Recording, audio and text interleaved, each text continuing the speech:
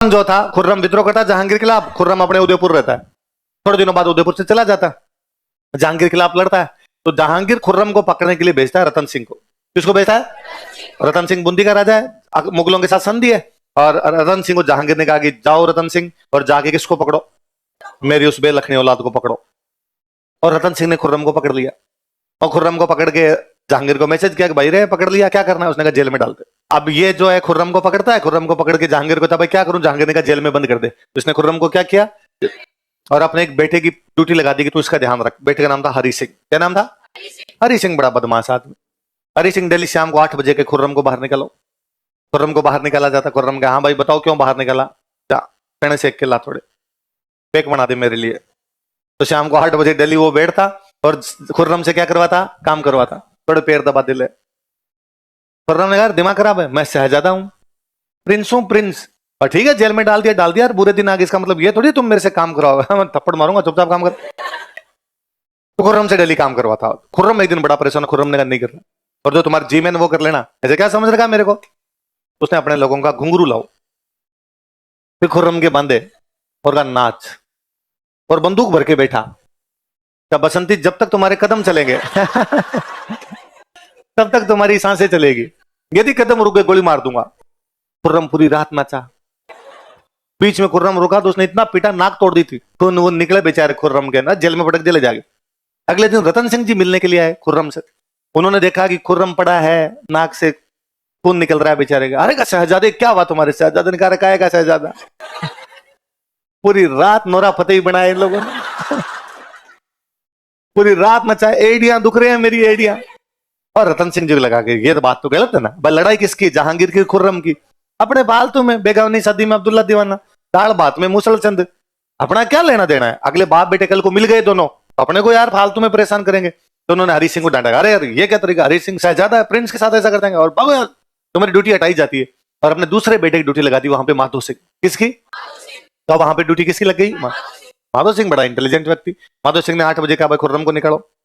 बैठो खुर्रम जी बैठो, चेयर लगाई खुर्रम जी के लिए, और कहा 2 पेक बना के लो भाई, एक मेरा और एक खुर्रम का। पूरा ध्यान रखता कुल मिला के माधो सिंह। खुर्रम बड़ा राजी हुआ, और खुर्रम ने माधो सिंह कहा कि थैंक यू यार माधो सिंह, तेरी वजह से थोड़े अच्छे दिन मेरे आए हैं। पर यार समाचार सुने हैं कि पिताजी जहांगीर बीमार है, और यदि मैं जेल में पड़ा रहा और यदि पिताजी बीमार होकर मर गए तो बाकी भाई राजा बन जाएंगे, मेरा नंबर कैसे आएगा? तो माधो सिंह ने कहा क्या चाहता है यार, मैं यहाँ से बाहर निकल जाऊं ना तो मैं जाके बादशाह बनूं बाकी भाइयों को मार के। माधो सिंह ने कहा भाग जा। खुर्रम को भगा दिया। उधर जहांगीर मरा, जहांगीर के मरते ही खुर्रम अपने बाकी भाइयों को मार के क्या बन गया? और खुर्रम को दिन याद आया कि मेरी सहायता करने वाला आदमी कौन था। और खुर्रम ने रतन सिंह जी को बुला कर बूंदी के 2 टुकड़े किए जाते हैं, बूंदी अलग और कोटा अलग, और कोटा का राजा आज से किसको घोषित किया जाता? तो रतन सिंह का एक बेटा माधो सिंह कहां पे राज्य की स्थापना करता? पहले कोटा बूंदी का अधीन था, लेकिन बाद में कोटा क्या कर दिया गया था? अलग। और कोटा में इसका कौन सा बेटा गया था? राम राज। राम राज का मतलब क्या? राम जी का राज्य। अच्छा, राम जी का राज्य क्यों याद किया जाता है? इवन गांधी जी तक ने कहा था कि भारत में क्या होना चाहिए? राम राज्य होना। आज भी लोग कहते हैं कि भाई राम जी जैसा राज तो कहीं पर भी नहीं। क्या था ऐसा राम जी के राज्य? क्या विशेषता थी राम जी के राज्य? न्याय, है ना, जस्टिस। कि राम जी के राज्य में हर व्यक्ति के साथ में क्या था? न्याय। किसी व्यक्ति के साथ अन्याय होता तो वैसे वैसे न्याय किसके राज्य में था? इसलिए रतन सिंह को क्या कहा गया? न्याय प्रियता के कारण। किसके कारण? और वाकई बड़ा न्यायप्रिय आदमी था। रतन सिंह का एक बेटा था गोपीनाथ। क्या नाम था? उसने कोई महिलाओं के साथ मिसबिहेव किया, जिनके परिवार की महिलाओं के साथ मिसबिहेव किया, या जिस परिवार की महिला के साथ मिसबिहेव किया, उस परिवार ने मार दिया। राजा के बेटे को महिला के साथ मिसबिहेव करने का महिला के परिवार वालों ने मार दिया। एक तो लगता है राजा के बेटे को मार दिया तो राजा सब उल्टा लटका के सुन देगा, पर राजा ने अपने बेटे के हत्यारों को कोई दंड, उसने कहा जो महिलाओं के साथ मिसबिहेव करते हैं उनका अंगूठा नहीं काटते, उनका काटते हैं। ऐसे एग्जाम्पल सेट करने पड़ते हैं। अब क्या होगा? अब उसके राज्य में कोई इस प्रकार की घटना नहीं होगी, क्योंकि लोग जानते हैं कि जब इसने अपने बेटे को भी इस बात के लिए माफ नहीं किया, यदि और किसी ने किया होगा ऐसा तो कीलें ठोक देगा, कीलें, है ना, सीधा लेटा के पैरों में कीलें ठोक दी जाएगी। इसलिए आदमी इस प्रकार की जल्दी से कोई बात करेगा। इसलिए ऐसी चीजों के लिए शासन का डर आवश्यक है। क्या आवश्यक है? राज का डर होना चाहिए, तब लोग इस प्रकार की चीजें करेंगे। अपने राजस्थान में जैसे उदाहरण भरे पड़े। महाराणा प्रताप ने वापस भेज ही दिया था अब्दुल रहीम खाने खाना को, दुर्गादास जी के पास में बुलंद अख्तर और सफीदुल साथ लंबे टाइम तक रहे थे। इवन आसपास के लोगों ने, जब दुर्गादास जी खूब सारे लोगों ने कहा था वह औरंगजेब अपना दुश्मन है, औरंगजेब की पोती अपने पास है, औरंगजेब कह रहा है अजीत सिंह को राजा बनने नहीं दूंगा, तो इस पोती की शादी अजीत सिंह से कर देते हैं। तो फिर दुर्गा औरंगजेब को जा कहेंगे कि तेरी पोती हमारे राजा को दी हुई, तेरे तो जमाई है ले। दुर्गादास जी ने करना इस प्रकार की चीजें नहीं, वो कर लेते हैं, वो उनको मिल जाए तो वो कर ले, हम उनके बराबर थोड़ी हो जाएंगे।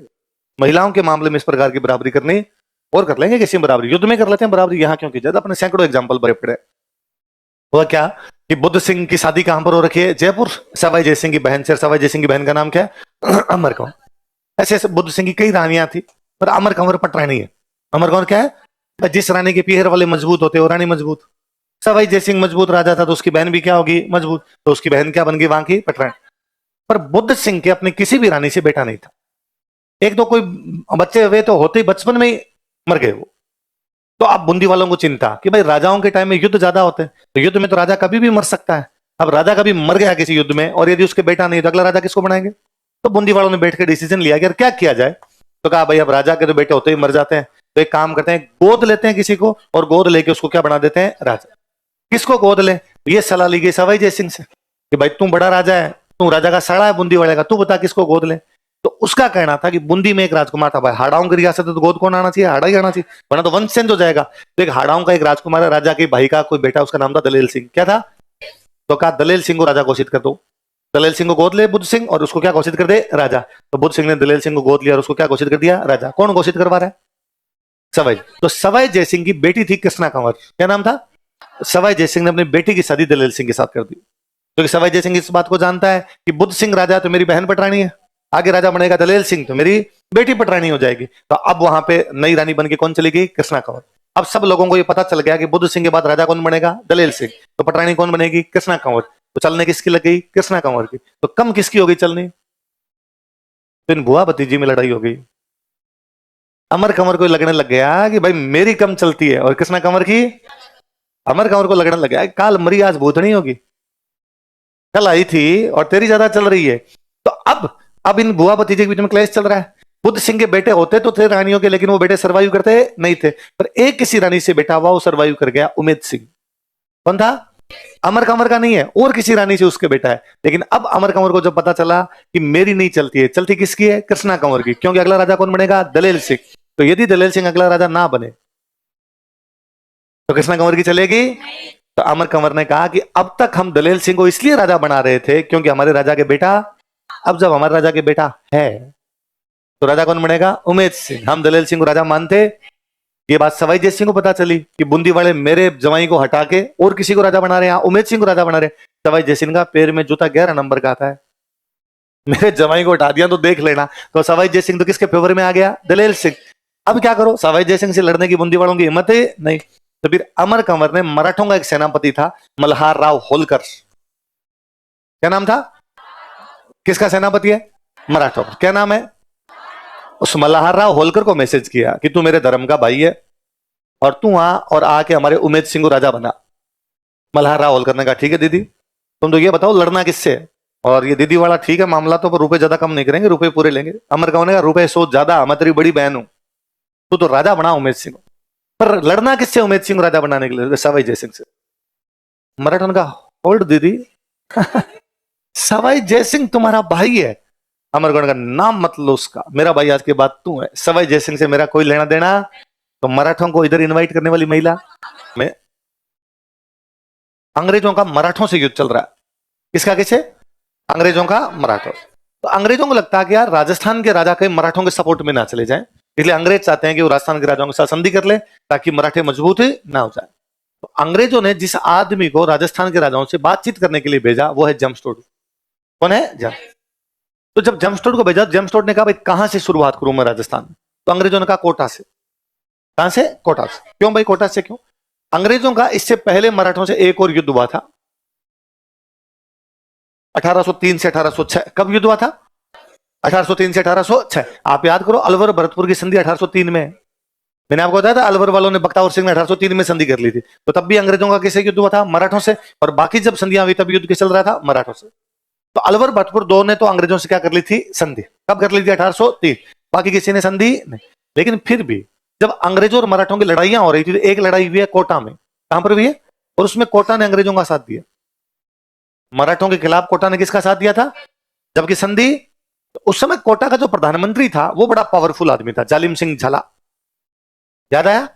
बंटवाड़ा की लड़ाई में कोटा का जो सेनापति है उसका नाम क्या था, जालिम सिंह झाला। धीरे धीरे प्रोग्रेस करता क्या बन जाता कोटा का प्रधानमंत्री, और प्रधानमंत्री को बोलते थे दीवान, क्या बोलते। तो उस समय अंग्रेजों की मदद के लिए सेना जिस आदमी ने भेजी थी, वो किसने भेजी थी, जालिम सिंह। डिसीजन वही लिया करता था उन दिनों में। तो अंग्रेजों ने जब ये संधियां हो रही थी, जब जमस्टोड को भेजा, तो उनका तो सबसे पहले जालिम सिंह झाला के पास जा, क्योंकि जालिम सिंह झाला ने बिना संधि के जब सहायता कर दी, संधि भी तो कर ही लेगा। तो जमस्टोड आया जालिम सिंह झाला के पास। जालिम सिंह झाला तब तक बूढ़ा हो गया था, आंखों से दिखता नहीं था उसको।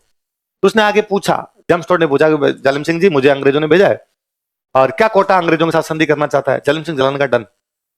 तो जमस्टोड ने वापस काउंटर क्वेश्चन किया कि क्यों, आखिर क्यों कोटा अंग्रेजों के साथ संधि करना चाहता है। जालिम सिंह झाला जमस्टोड को कहता है कि मुझे आंखों से आजकल कम दिखता है, इसलिए मुझे तुम्हारी शक्ल तो दिखाई नहीं दे रही, पर तुम्हारी आवाज के कॉन्फिडेंस से मुझे यह बात जरूर पता चलती है कि अगले 10 साल में अंग्रेज पूरे भारत पे कब्जा करेंगे। तो वो पावर जो अगले 10 साल में पूरे भारत पे कब्जा करे, उससे हम दोस्ती क्यों ना करें। जमस्टोड को लगा बड़ा विजनरी आदमी है यार, बड़ा आगे की सोचने वाला आदमी है। तो टोड ने संधि कर ली। टोड ने कह दिया कि भाई ठीक है, आपसे संधि कर लेंगे। अब अंग्रेजों ने कोटा के साथ संधि कर ली। अब होता क्या, एक बड़ा स्टेट था कोटा, जब कोटा के साथ संधि हो गई, तो अब जमस्टोड जब बूंदी से बात करने जाएगा, उसके पास कहने के लिए होगा कि जब कोटा ने कर ली तो आप भी कर लो। जब कोटा बूंदी कर लेंगे तो जयपुर वालों को कहेगा, जब कोटा बूंदी ने कर ली तो मतलब वो शुरुआत कहीं से हो रही है, कहां से हो रही है, कोटा। तो टोड को लगता था कि इन संधियों की शुरुआत कोटा से हुई है, तो कोटा को क्रेडिट मिलना भी चाहिए। और संधियों की शुरुआत कोटा में करवाने वाला आदमी कौन है, जालिम सिंह झाला, उसको थोड़ा एक्स्ट्रा मिलना चाहिए। तो टोड अंग्रेजों के पास गया, उसने कहा भाई संधियों की शुरुआत कोटा ने की, कोटा की शुरुआत जालिम सिंह झाला ने करवाई, तो जालिम सिंह झाला को थोड़ा एक्स्ट्रा मिलना चाहिए। अंग्रेज जालिम सिंह झाला से वैसे बड़े इंप्रेस थे, क्योंकि 1803 में उसने बिना संधि की सहायता कर दी थी। अंग्रेजों का डन। तो 2 महीने बाद अंग्रेज वापस आए। कितने महीने बाद, दिसंबर में संधि करके गए, 2 महीने बाद मतलब फरवरी, फरवरी आप साल चेंज हो जाएगा 1818। और अंग्रेजों ने कहा वो जो 17 में संधि की थी ना हमने दिसंबर में, उसमें 2 लाइनें और जोड़नी। कितनी लाइनें, अच्छा अंग्रेजों की संधि में सिंपल लाइनें होती थी। अंग्रेज कोटा के राजा उमेद सिंह से संधि कर रहे हैं, उमेद सिंह है, उमेद सिंह से संधि कर रहे हैं। अब उमेद सिंह की लड़ाई होने पर अंग्रेज साथ देंगे, अंग्रेजों की लड़ाई होने पर उमेद सिंह साथ देगा। और एक लाइन और लिखी होती, अंग्रेज आंतरिक मामलों में इंटरफेयर, बाहर की लड़ाई झगड़े का मामलों का देखेंगे, आंतरिक मामलों में राजा जाने, राजा का काम जाने। यहां अंग्रेज है, अंग्रेजों ने कहा 2 लाइनें और जोड़ो। संधि में संधि जोड़ी, संधि में, तो संधि में संधि जोड़ते तब उसको बोलते हैं पूरक संधि। क्या बोलते हैं, अंग्रेजी वाला सब ज्यादा आता है, सप्लीमेंट्री, सप्लीमेंट्री संधि। कौन सी संधि, आप यूनिवर्सिटी का एग्जाम देने के लिए जाते हो, एक कॉपी भर जाती है, एक कॉपी और चाहिए, तो क्या होती है, सप्लीमेंट्री कॉपी। तो एक संधि भर गई, एक संधि और की तो सप्लीमेंट्री संधि या पूरक संधि। तो कहा भाई जोड़ो क्या है, तो एक लाइन लिखवाई कि जालिम सिंह झाला तथा उसके वंशज हमेशा कोटा के दीवान होंगे। जालिम सिंह झाला तथा उसके वंशज हमेशा कोटा के, भाई जालिम सिंह झाला क्या था, दीवान। जालिम सिंह झाला योग्य आदमी, तो उसको क्या बना दिया, दीवान। पर ये जरूरी है क्या कि जालिम सिंह झाला के मरने के बाद उसके बेटे को दीवान बनाया जाए, दूसरा योग्य होगा दूसरे को बनाएंगे। क्या जरूरी है क्या कि जालिम सिंह झाला के मरने के बाद उसके बेटे पोते पड़पोते दीवान रहेंगे, नहीं। पर यहां अंग्रेजों का होगा, जालिम सिंह झाला के परिवार के लोग ही हमेशा क्या होंगे, दीवान। कोटा का राजा का डन, कोई बात नहीं, जालिम सिंह जी इंटेलिजेंट आदमी, इनका परिवार भी इंटेलिजेंट, दीवान बन जाएगा तो मेरे कोई दिक्कत ही नहीं। एक लाइन और लिखो, कोटा की सारी पावर राजा के पास नहीं होगी, दीवान के पास होगी।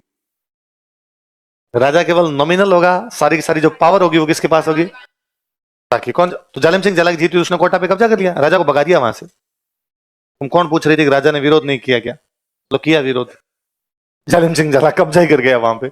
तो राजा भाग के आ गया नाथ द्वारा। कहां पे आ गया, वल्लभ संप्रदाय को मानते थे, वल्लभ संप्रदाय की पीठ कौन सी, नाथ द्वारा। अब बताओ इस 1818 वाले टाइम में, अंग्रेजों के साथ संधियों के टाइम में मेवाड़ का राजा कौन रहा होगा,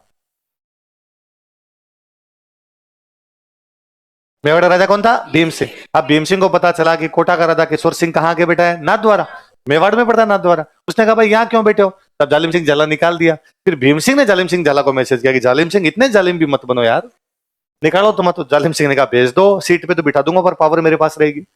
डन, जो है वैसा वैसा कर लिया जाए। कि जालिम सिंह झाला दीवान बना तो अपनी योग्यता से बना, तभी वो बहुत सेनापति हुआ करता था, धीरे धीरे पावरफुल होकर दीवान बना, और फिर एक दिन उसने सारी शक्तियां अपने पास में ले ली, पर उसकी योग्यता है ना। अब उसके पास कोटा की सारी पावर है, राजा की नहीं चलती, उसकी ज्यादा चलती है, पर वो आदमी बड़ा इंटेलिजेंट था। जब राजा अपनी सीट पर बैठता तो जालिम सिंह उसके साथ बैठता भी नहीं था, खड़ा रहता।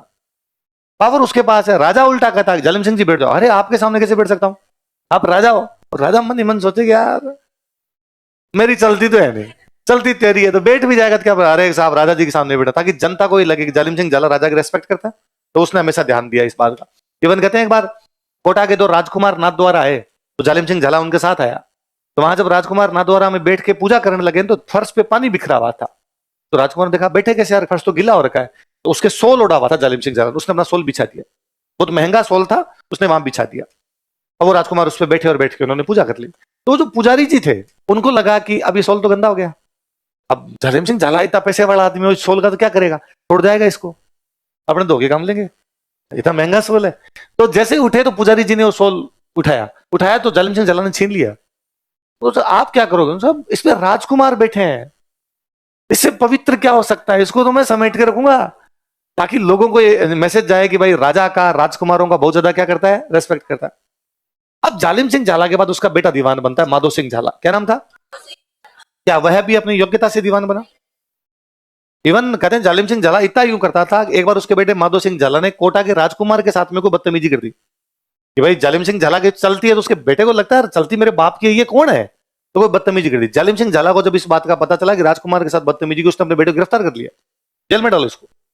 राजा ने जालिम सिंह कहा, जालिम सिंह जी बच्चों बच्चों में हो जाती है यार, क्या है निकल रहा हूं, नहीं राजकुमार के साथ बदतमीजी कैसे हो सकती है। तो जालिम सिंह इन बातों का पूरा ध्यान रखता। पर माधो सिंह झाला को तो बाप की जगह सीट मिल गई, तो ज्यादा कोई मेहनत करनी नहीं पड़ी। माधो सिंह झाला ने कहा 2 सीट लगाओ, एक राजा की एक मेरी। अब माधो सिंह झाला के बाद उसका बेटा दीवान बना मदन सिंह झाला। क्या नाम था? क्या वो अपनी मेहनत से बना है? पहले दादाजी थे, फिर पिताजी थे, अब आप बन गए। अब मदन सिंह झाला ने कहा एक सीट लगाओ मेरी, राजा को खड़ा करो अब। तो अब राजा के दीवान के पीछे बननी क्या हो गई, राजा का रेस्पेक्ट तो दो यार, वो रेस्पेक्ट मिलनी भी क्या हो गई बंद। राजा कौन है? राम सिंह सेकंड। ये गया अंग्रेजों के पास, अंग्रेजों ने जाकर क्या किया तुम लोगों ने, और हमारे वहां ये नहीं समझ में आ रहा सीट पे कौन बैठेगा और कौन नहीं बैठेगा। तो अंग्रेजों को भी रियलाइज हुआ कि हमने मामला गलत कर दिया। किसी भी राज्य में 2 पावर सेंटर नहीं हो सकते, पावर सेंटर एक ही होना चाहिए। 2 अलग अलग कर दोगे तो राज्य आपस में बंट जाएगा, विभाजित हो जाएगा, किसकी चल रही किसकी नहीं चल रही समझ में भी आएगा। तो फिर अंग्रेजों ने कहा कि भाई ये व्यवस्था किसके चक्कर में की गई थी? जालिम सिंह झाला। जालिम सिंह झाला कभी कोटा के सेनापति थे, बाद में क्या बन गए थे? कोटा के दीवान। तो मान लो पहले कोटा इतना सा था, पर जालिम सिंह झाला बड़े योग्य थे, और जालिम सिंह झाला ने कई इलाके जीत जीत के किसमें मिलाए थे? कोटा। तो कहा भाई जालिम सिंह ने कौन कौन से इलाके कोटा मिलाए? तो साहब ये जो इलाके हैं ये कोटा के अंदर किसने मिलाए हैं? जालिम सिंह। तो ये इलाके कोटा से अलग कर दो और झालाओं का अलग स्टेट बना दो।